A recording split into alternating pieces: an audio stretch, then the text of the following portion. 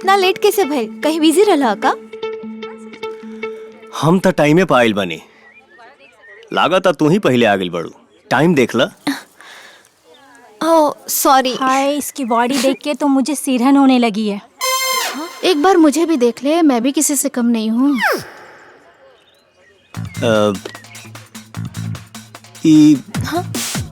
केकरा के कहती है? हमरा के चला ही जैसे। काहे? केहू तोरा कैसे देखेला हमरा बर्दाश्त ना होला। चलो चलो। आइसक्रीम खाला दिमाग ठंडा हो जाई। अरे ना, आइसक्रीम ना, पहले हमारी बात सुना। पापा आवे वाला बाड़न और वो अहन, तब हम उनका से अपना प्यार के बारे में बताए और ब्याह की बात भी करब। अपने से अपन ब्याह की बात करे ठीक तो ना लागी, पर हम करब। अरे तो इतना जल्दी का बा? होई ना ब्याह। हमरो बाबूजी कहत रहन, लेकिन हम प्रोफेसर बने तक टाल देनी। प्रोफेसर तो बन गई बाड़ हमरा प्यार के। अब हमरा से ढेर इंतजार ना होई।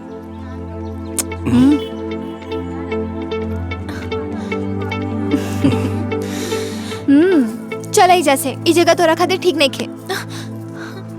तुहार परेशानी हम समझता नहीं।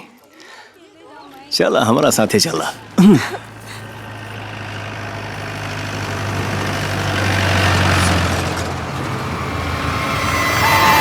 सुनो,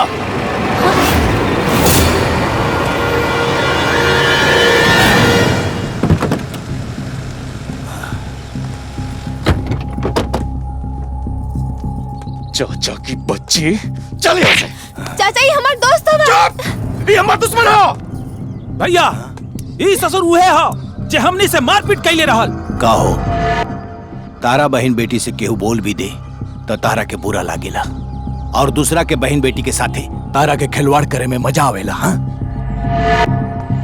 हम केहू के बेटी बहन के इज्जत से खिलवाड़ ना, सम्मान करी ले। बहुत है तोहार गीता और रामायण, अब महाभारत हो ये जा। महाभारत पीछे। अरे तो पीछे के हटता? आओ ना।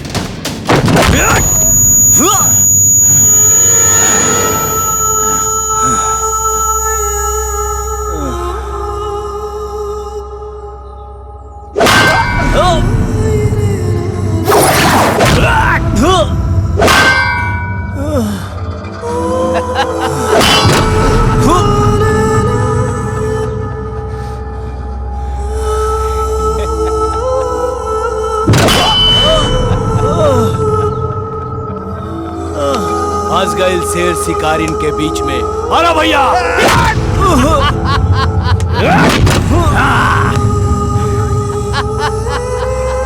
और छोटे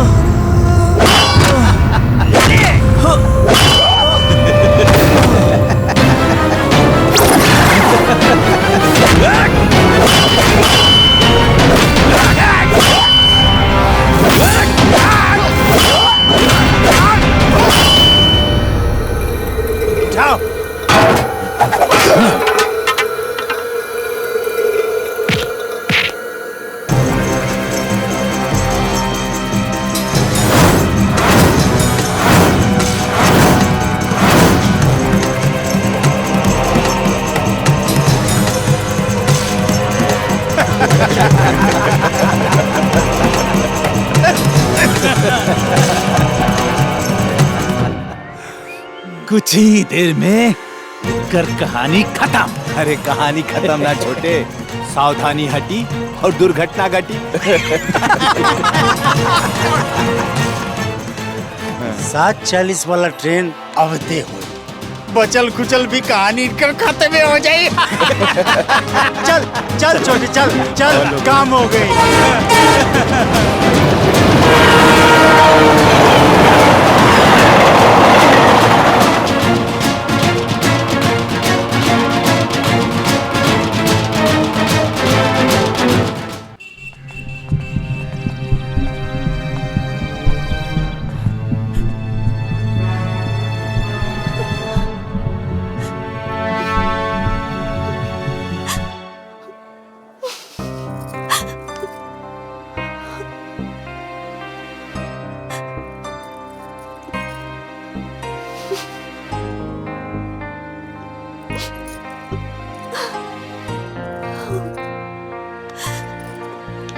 उतना नीमन भाई कि हम बाजार करके वही रास्ता से आवत रहनी और ताके देख लेनी।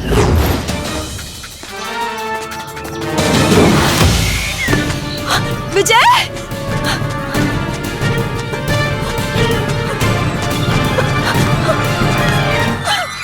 विजय, विजय, विजय उठो, विजय, विजय, विजय, विजय उठो, उठो विजय, विजय, विजय उठो, विजय,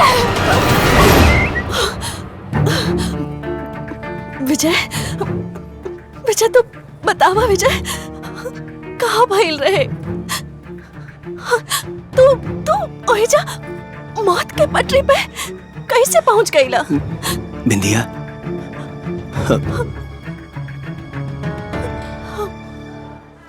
अब तो से कुछ भी छुपावल बेईमानी हुई।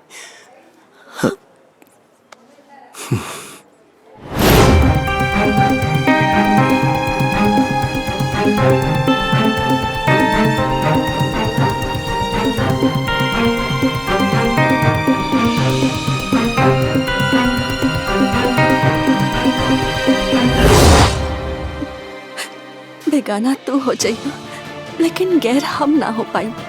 तू दूसरा के हो के भले हो जा, लेकिन हम तोहरे रहो। अरे तुहार रुक्मणी ना बन पाई तो का भई, मीरा बन के हमेशा तोहरा से प्यार करत रह। हाँ? ना ना कुछ ना, तू आराम करा, हम खाना लेके आवतानी।